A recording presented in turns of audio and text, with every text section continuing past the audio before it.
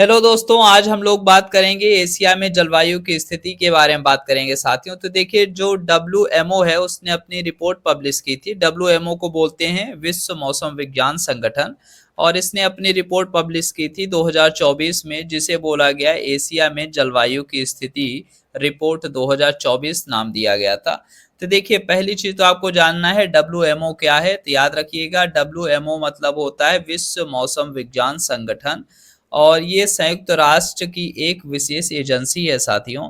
अगर इसकी बात की जाए, इसके रिपोर्ट्स की बात किया जाए, साथ ही साथ इसने अपनी रिपोर्ट में क्या क्या चीजें की उसके बारे में बात किया जाए, तो डब्ल्यूएमओ की रिपोर्ट में साल 2024 एशिया का अब तक का सबसे गर्म वर्ष रहा है साथियों। साथ ही साथ इसे बोला गया कि दुनिया का दूसरा सबसे गर्म वर्ष रहा है 2024, ठीक है।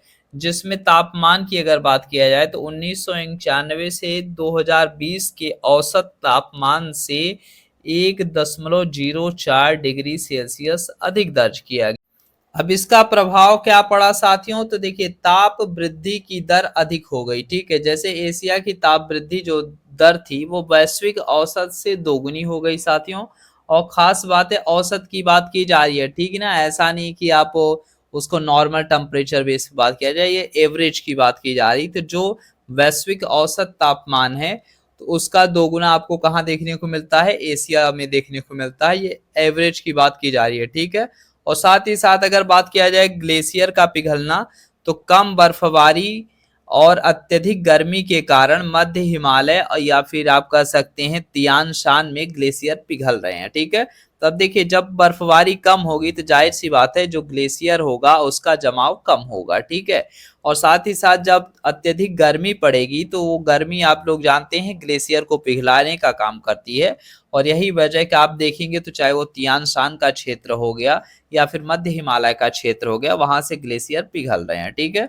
और नेक्स्ट अगर बात किया जाए रिकॉर्ड समुद्री तापमान की बात किया जाए, तो समुद्री सतही जल में अब तक का सबसे अधिक तापमान दर्ज किया गया था 2024 में।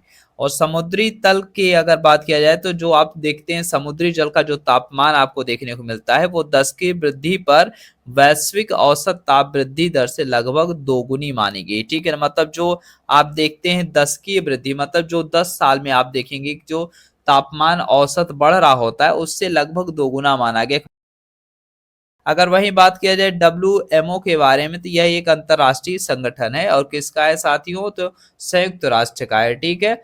और भारत इसका सदस्य है डब्ल्यूएमओ का। और अगर बात किया जाए भारत में, तो भारत में आप देखेंगे तो मौसम से संबंधित जो अपडेट आपको देखने को मिलती है वो आईएमडी देता है, ठीक है। और आईएमडी किससे संबंधित है, तो ये पृथ्वी विज्ञान मंत्रालय से संबंधित है और ये मौसम संबंधी जानकारी आपको देता है, मौसम का पूर्वानुमान देता है। अगर वही बात किया जाए आईएमडी का जो मुख्यालय साथियों, तो देखिए आईएमडी का जो मुख्य कार्यालय आपको देखने को मिलता है वो नई दिल्ली में देखने को मिलता है। लेकिन साथ ही साथ आईएमडी का जो क्षेत्रीय कार्यालय है वो आपको मुंबई, चेन्नई, कोलकाता, नागपुर और गुवाहाटी में देखने को मिलता है। मुंबई मतलब महाराष्ट्र, चेन्नई मतलब तमिलनाडु हो गया, कोलकाता मतलब आप लोग जानते हैं वेस्ट बंगाल हो गया, और नागपुर आप लोग जानते हैं ये भी महाराष्ट्र के ही क्षेत्र में आता है, और गुवाहाटी जो है वो आसाम वाले क्षेत्र में, मतलब पूर्वोत्तर भारत के लिए आप देखेंगे तो गुवाहाटी में आपको देखने को मिल जाता है, ठीक है। तो ये सभी आईएमडी के क्षेत्रीय कार्यालय हैं, ठीक है।